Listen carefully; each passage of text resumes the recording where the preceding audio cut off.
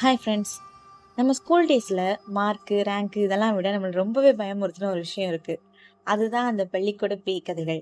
இன்னைக்கு நாம எல்லாரும் சேர்ந்து அந்த பயமுறுத்துற நினைவுகளை தான் ஒரு வாட்டி ரீவைண்ட் பண்ணி பார்க்க போகிறோம். பார்க்கலாமா? முதல்ல அந்த லாக்கான பாத்ரூம். எல்லா ஸ்கூல்லையுமே ஒரு பாத்ரூம் மட்டும் எப்பயுமே லாக் ஆகியிருக்கும்.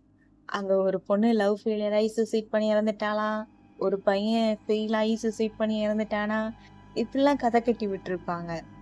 அதை தாண்டி போகும்போது நம்ம பயந்து மூச்சு பிடிச்சிட்டு போவோம். குடுகுடுன்னு போயிட்டு குடுகுடுன்னு ஓடி வருவோம்.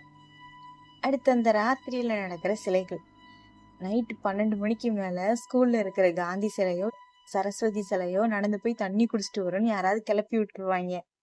காலையில வந்து பார்க்கும்போது என்னோட சிலை லைட்டா திரும்பின மாதிரி இருக்கு, நமக்குள்ளே ஒரு டவுட் வர ஆரம்பிச்சிடும்.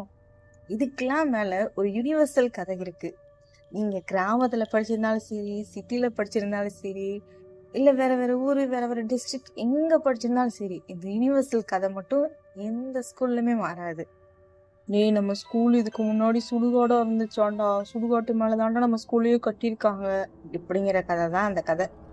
யாராவது கறி சாப்பிட்டுட்டு கிரவுண்ட்லயே எலும்பு துண்டை போட்டு போயிட்டாங்கன்னா, அதை நம்ம பிடி பீரியட்ல விளையாடும் போது அந்த எலும்பு துண்டு மட்டும் பார்த்துட்டோன்னா, சுடுகாட்டுல இருந்து மனுஷன் எலும்பு கொடுதான் அப்படின்னு நினைச்சிட்டு எனக்கு நைட்டு ஃபுல்லாக நமக்கு தூக்கமே வராது.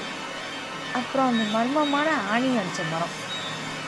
எல்லா ஸ்கூல்லையும் கிரவுண்ட்ல அது ஓரத்துல இருக்கிற ஒரு மரத்துல நிறைய ஆணி அடிச்சிருப்பாங்க.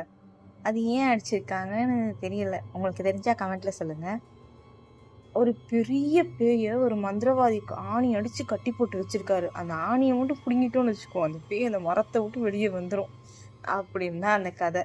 இதை கேட்டுட்டு அந்த மரத்து பக்கமே போக மாட்டோம். அதுவும் ஆட்டம் சீசன்ல அந்த மரத்தோட இலையெல்லாம் விழுந்து உடனே நம்ம பயப்படுவோம் பாருங்க, ஒரு பயம். இப்ப நினைச்சு பார்த்தா சிரிப்பா தான் இருக்கு. இன்னைக்கு நம்ம இதெல்லாம் நினைச்சு பார்த்தா சிரிப்பா இருக்குல்ல.